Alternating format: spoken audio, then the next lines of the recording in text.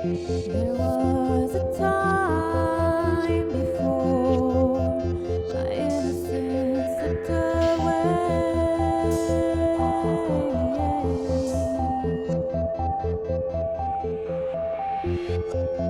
when all I knew was to follow mysterious feelings.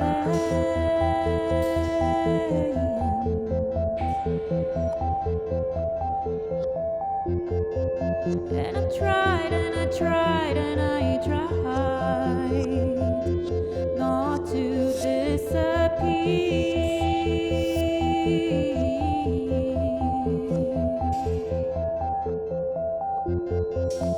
Through all the dark roads and beautiful places I didn't even know existed.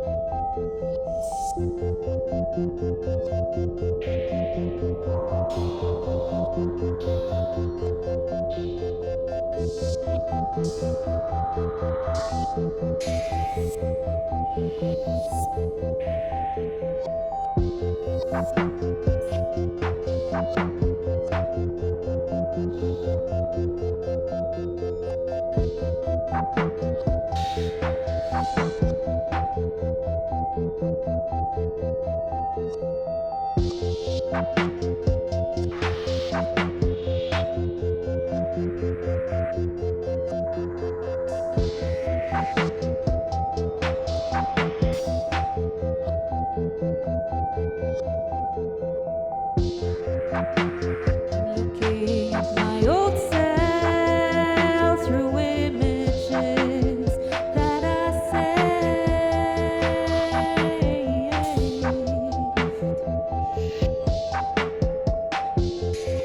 I don't recognize the person that I see, but somehow it's okay.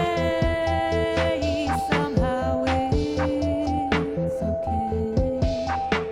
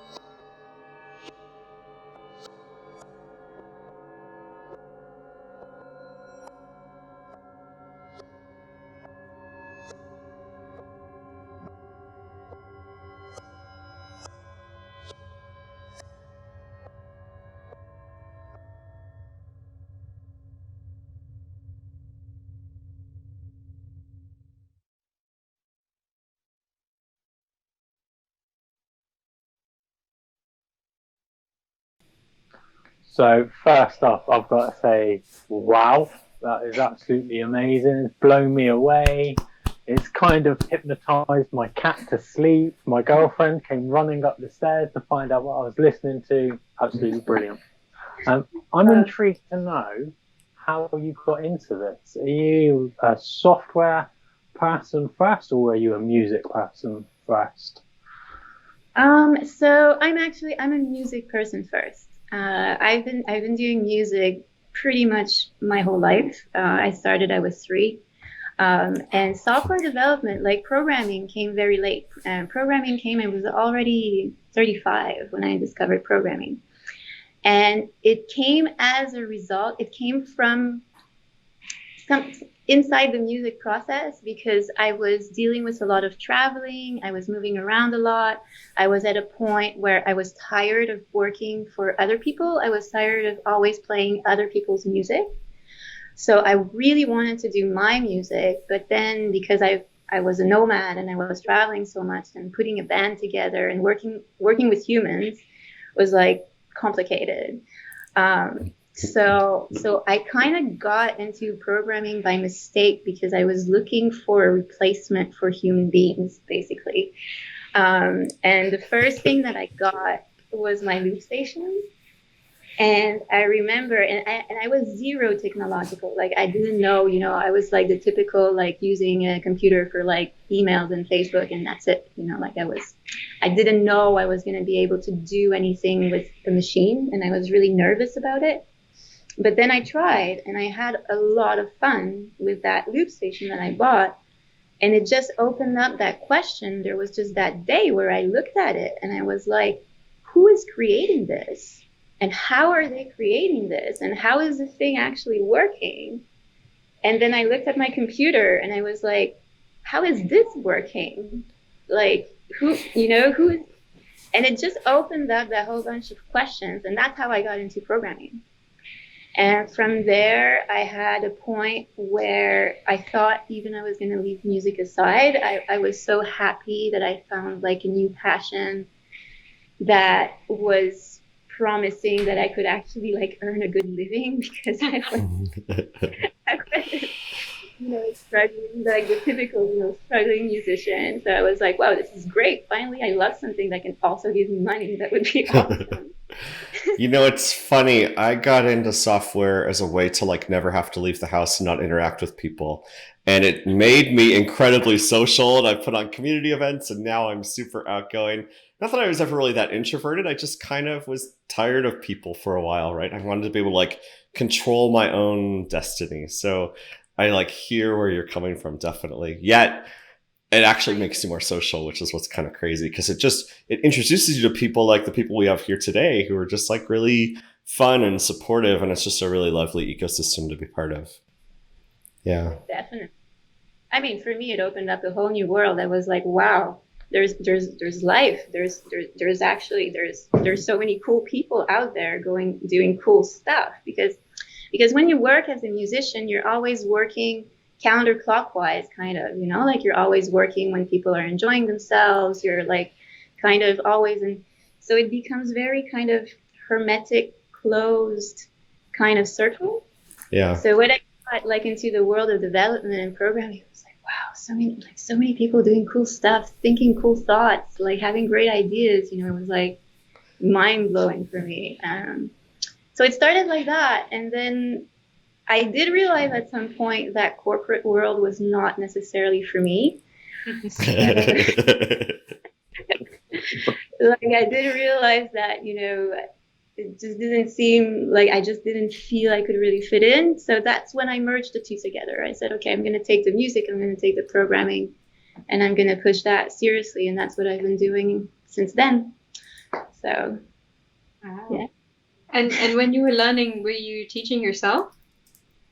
I started as self-taught. Yes, I did a year and a half self-taught, and Wow. then I did a coding boot camp. I went the boot camp route, so I did like web development, JavaScript, Node.js, and all that. And then I started teaching at the coding boot camp that I was studying at. So then I started I got a lot into education, and then I got really passionate about actually teaching people. And now it's something that I still do, but now I teach with creative coding. So I teach using Sonic Pi and Hydra and things like this. So it's been kind of it's kind of a nice middle ground for me to pass on information. Yeah. You mentioned to me recently that you started a new podcast. Are you teaching people about stuff? Are you making music on the podcast, or sort of talking about this intersection, or what's your plan with that? So that's kind of like super exciting for me, because it's a podcast that's hosted on the platform Cult, that is also a sponsor for HalfStack. That is a super cool platform. I'm not saying this because they're a sponsor. I'm saying this because I really believe that they're a cool platform. Yeah. We're authentic here. We don't sell out. And the podcast is on live coding, and I interview other artists. So I have like other live coders. I showcase music of other live coders, and we have discussions about that, about what it's like to be an artist of code, what's the creative process like, and we like to talk about like fuck ups a lot. Like we like to talk about what goes wrong, because I think that it's something to demystify. Like a lot of people see artists as like, wow, this thing. And actually it's not like that, like half the time we're like messing up, and like half the time like something is going wrong, and we're like performing and we're thinking like, oh shit. Yep. So I feel like that's us too. Exactly. This is a conference for that. I think some of the best HalfStack talks have been when all the demos break, because like the audience is so sympathetic, but also it's relatable. Like it's really not that fun to watch a session where everything just magically works perfectly. I mean, all right, it's still fun, but like it's almost like unrelatable, because you're like, well, when I do this, nothing works at all until like I bash my head in my desk a few times, and then somehow like the force of me hitting my monitor makes things work or something, right? Absolutely. Like that's what makes relatable. That's what makes us human, right? Like that's what makes us connect with one another. So I love to talk about this stuff. So it's great fun. So the podcast actually got out today. So Congrats. It's on the platform. I'll put the link in the description, in the chat box once we're done. Awesome. Very cool. You mentioned while you were talking about your podcast that artistic coding. Now, I've for long said that art and code and music and poetry, all these things are just variants of the same thing. Have you got any thoughts around that? Any thoughts around the fact that it's kind of similar, like between like poetry and music and coding? Well, I mean, definitely, I think like art and code, or music and code specifically, I think are very similar together. Both of them are a language. Both of them are there to express ourselves, and it's all about understanding how to use a language to express something, whether you do it in code or whether you do it in music. And also because we use words, right? Like also in code. So like then you get the whole poetry aspect, which is like, code is expressive. And that's one of the reasons why I love live coding also, because you can also play with words. Like people see the process, so you can express even beyond sounds and beyond the code just by the poetry of what you're writing, right? So for me, I love to explore that line between kind of the irrational and rational. I don't know if something like that, kind of the logical thinking with the very emotional and and I feel that code is a medium like any other art form where you can achieve that, and it's so much fun to combine it with whether it's poetry. Like I know, like I'm following this artist in code, which I think is like super, super cool. So that's something that I love. You froze for a second there. Could you say the name of that artist again? I don't remember her name. It's You'll remember it. We can share it. It's all good. about 30 seconds after this call ends. Yeah, and we are So, unfortunately just about out of time. But I think, what I would love to know. I'm going to go a minute or two over because I think we can. Which I never do, but I'm going to cheat today. I'll just cut the sponsor rotation short and break my rules. So, like, when you create a performance like that, do you know in advance roughly the vibe you're going for, or does it just kind of come to you as you get into the mood? Like, or is it planned, or is it pretty improvisational as you go? it's like the big structure is planned. Okay. Like the big lines is planned, and then inside those lines, I'll let myself room to improvise. Like the same, like if I improvise at an instrument, like I have an idea of the chord sequence maybe, but the exact thing that I'm going to play, I'm just flying on that, right? So it's kind of the same idea. And then in the creation process, I try to focus on the experience I want to give. That's what's important to me. So when I plan a performance, I think about, who's going to be there, what experience do I want to give to the people that are going to be receiving the music, and that kind of guides the creative process. I tried to go a bit spooky today at the beginning. No, it's nice. That's really familiar for me when I do data visualization work, because when I do data viz, I roughly know like the kind of stuff I want to represent and like the story I want to tell, but I don't quite know what the right interactions or visualization is going to be. And then that tends to be something I kind of iterate on and tweak a lot. And anyway, it feels relatable to me in that regard as a complete non-musician who would love to be able to create the stuff you do, but just really appreciate the work you do. So thank you so much. And thanks. And we're going to replay your May event at the end of the conference. So if you want to see more of Mynah, stick around. And thank you so much, Mynah. And we'll see you soon. Thank you. Thank you, guys. Bye.